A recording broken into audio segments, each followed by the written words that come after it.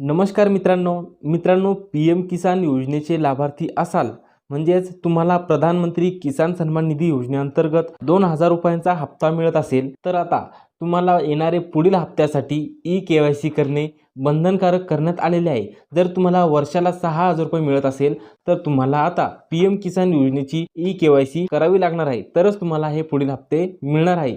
तर ही ई-के-वाय-सी आपल्या मोबाईलच्या माध्यमातून कशा प्रकारे करायची आहे याची ए टू झेड माहिती तुम्हाला या व्हिडिओमध्ये सांगणार आहे।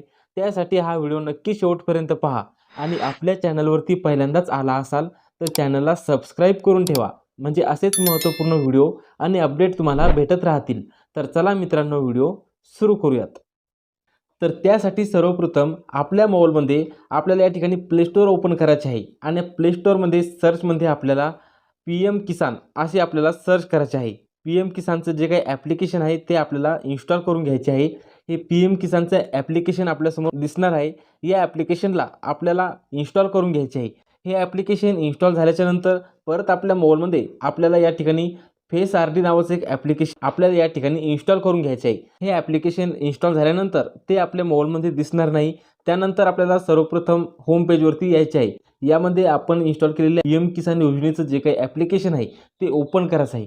ओपन केल्याच्यानंतर यामध्ये आपल्याला व्हाईल युजिंग द ॲप याला अशी परमिशन द्यायची आहे। पी एम किसान सन्मान निधी असे या ॲप्लिकेशनचा आपल्याला इंटरफेस दिसणार आहे। यामध्ये आपल्याला नेक्स्ट या बटनावरती क्लिक करायचे आहे।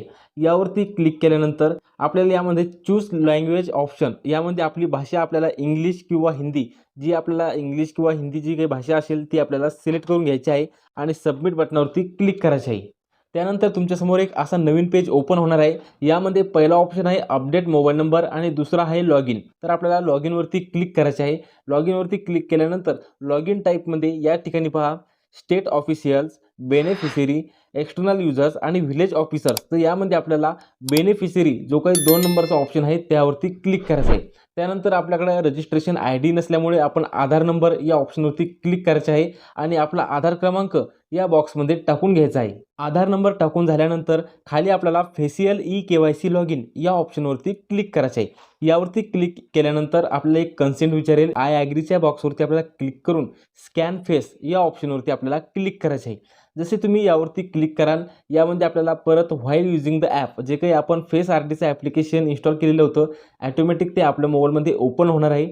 यामध्ये इन्स्टॉलिंगचे जे काही 5 स्टेप आहे त्या स्टेप पूर्ण झाल्यानंतर आपल्याला यामध्ये या बॉक्सवरती आपल्याला क्लिक करून प्रोसीड बटनावरती क्लिक करायचे आहे। त्यानंतर यामध्ये आपला चेहरा आपल्याला दाखवणार आहे। यामध्ये आपला चेहरा आपल्याला व्यवस्थित घ्यायचा आहे आणि डोळे चालीबंद असे आपल्याला करायचे आहे। त्यानंतर तुमचे कॅप्चर सक्सेसफुली होणार आहे। त्यानंतर तुम्हाला समोर या ठिकाणी एक 6 अंकी डिजिटचा एक पिन तयार करून घ्यायचा आहे। इंटर कन्फर्म एम पिनमध्ये सुद्धा आपल्याला तोच पिन टाकून खाली सबमिट या ऑप्शनवरती क्लिक करायचे आहे। जसे तुम्ही सबमिटवरती क्लिक कराल तुमचा एम पिन या ठिकाणी जनरेट सक्सेसफुली होणार आहे। त्यानंतर परत तुम्ही तुमच्या अशा पेजवर येणार आहात। यामध्ये आपल्याला पहिला ऑप्शन आहे डॅशबोर्ड। या डॅशबोर्डच्या पहिल्या ऑप्शनवरती आपल्याला क्लिक करायचं आहे। यावरती क्लिक केल्यानंतर या ठिकाणी पाहू शकता तुमची पूर्ण माहिती वरती दिलेली आहे आणि स्टेटसमध्ये ई-के-वाय-सी स्टेटस येस झालेला आहे, म्हणजे तुमची ई-के-वाय-सी प्रक्रिया ही पूर्ण झालेली आहे।